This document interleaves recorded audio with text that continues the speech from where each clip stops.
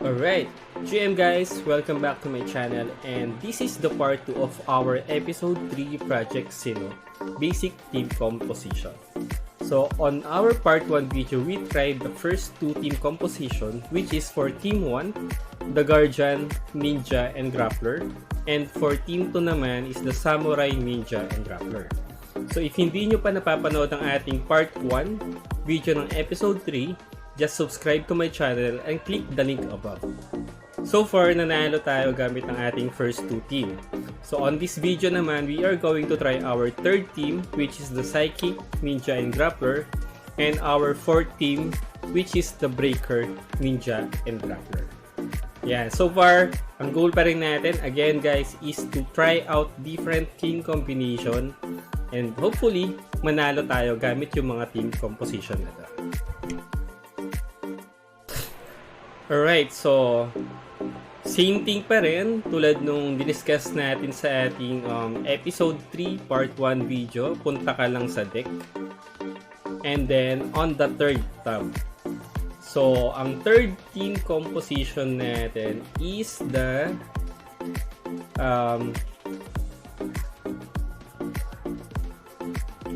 Ninja, Grappler, and Psychic. So, meron na tayo ditong Grappler, meron na ring Psychic. So, papalitan natin yung Guardian ng Ninja.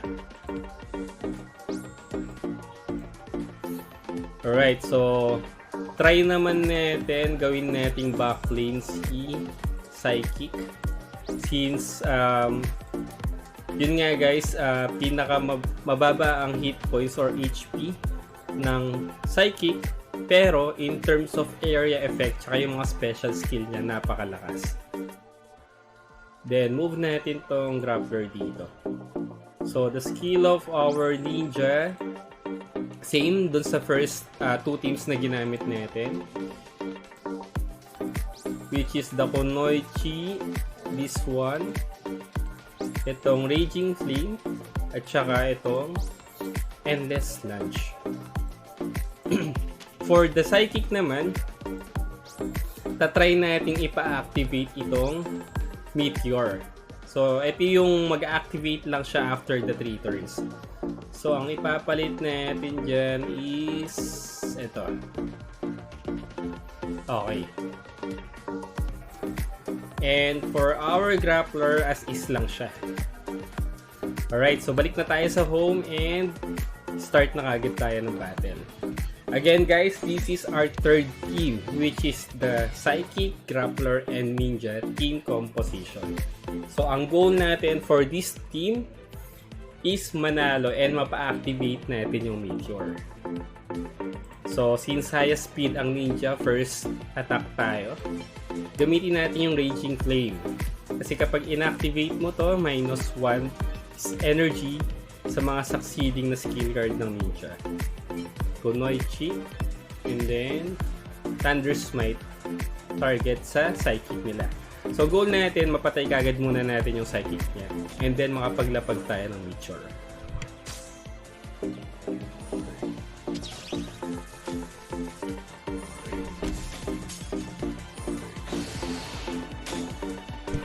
Okay, so medyo makati ang kanyang Psychic. Patayin muna natin yan. Okay. 1 down. Ayun lang. Naka-counter. So, patay yung Kunoichi. Lapag tayo ngayon ng Meteor dito sa dulo. Tapos, Breaker.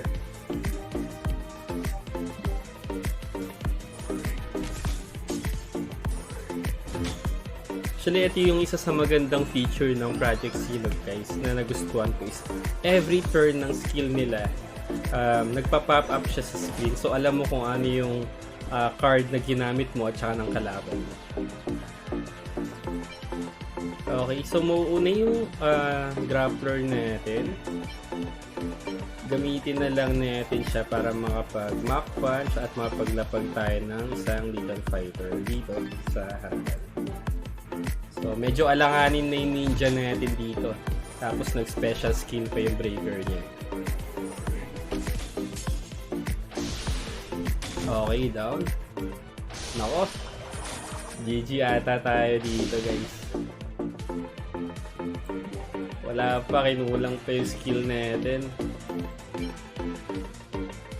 Okay, try pa rin natin. Ayun lang. Uy! Sayang.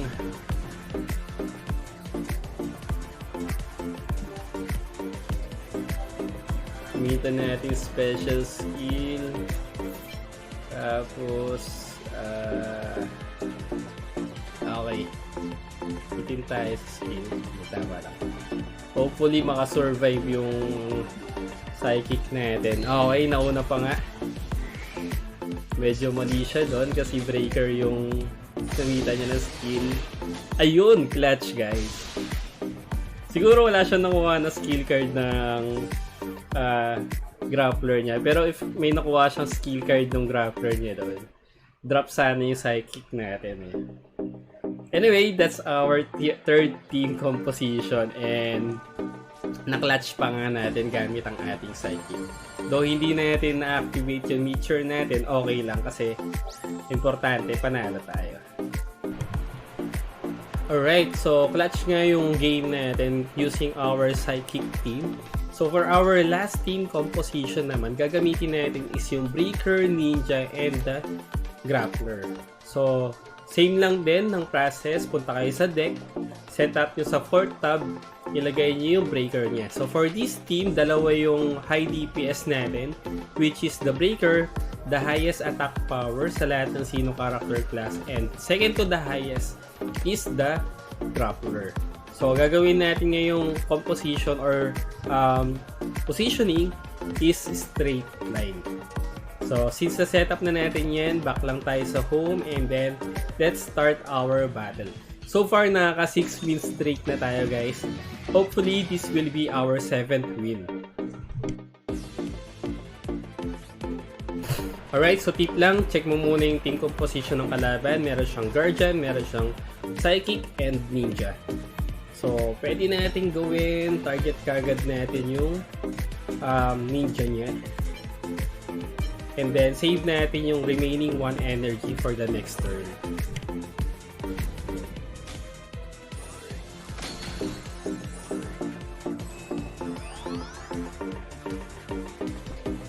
Okay, so since may summoned unit siya, gagamitin naman natin ngayon yung Crush Rain.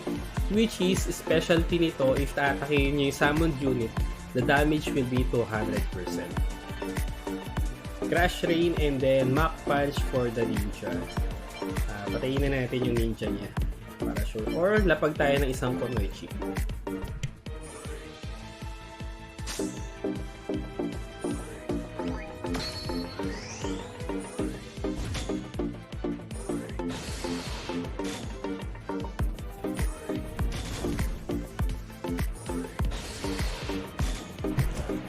Yan, medyo masakit. Hindi namatay yung summon unit niya. Pero okay lang yan. Una yung ninja niya. Okay. Medyo alanganin yung ninja natin. So, gagawin na lang natin is kailangan mapatay na natin kung isa. So, try natin isugal yung ninja natin. And smite. Okay. Uy, nice. Buti na lang. Pero maglalapag ng meteor yung psychic niya. So, target na din natin na mapatay kagad yung psychic niya. Kasi after 3 turn, ma-activate yung skill ng meteor. Around 200 to 300 plus yung AoE damage nun. So, good thing na lang guys is meron tayong breaker sa team. Which has a skill or summon unit skill, yung Summon Eater. And ang ita-target nitong Summon Eater na to is yung summon unit ng kalaban with a total damage of 540. Yan, and then target natin Air Raid for the Meteor. So, I think for 2 turns, mapapatay na agad natin yung Meteor ng kalaban, which is good. Buti na lang walang taunt yung Guardian niya.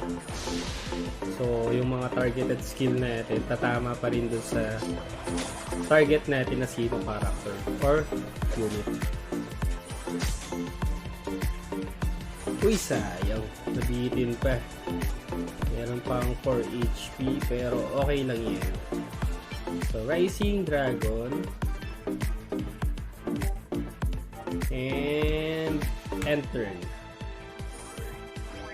Okay, nag-taunt. Medyo mali yung ginawa ng Guardian dito kasi nag-taunt siya. Meron tayong Summon Eater which is merong 540 damage. So, patay agad yung Guardian niya. Tapos 4 HP na lang yung Psychic. And then, una pang titira yung ano natin. So, GG na siya. Ayan.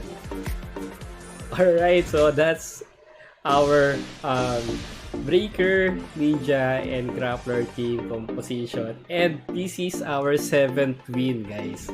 So, win streak na tayo. Alright, so that's it for our episode 3 part 2 basic team composition. So for our episode 4 naman guys, we are going to talk about the different skill cards of the different Sino character class para mas maintindihan natin kung ano yung mga effects nila, makapag-setup tayo ng strategy per character na gagamitin natin, and mas lalo nating ma-maximize or ma-utilize yung mga skills specialty ng bawat Sino character class. Again guys, don't forget to subscribe on my channel para updated kayo sa lahat ng Project Sino content natin, and see you on our next episode. Thank you guys and GG!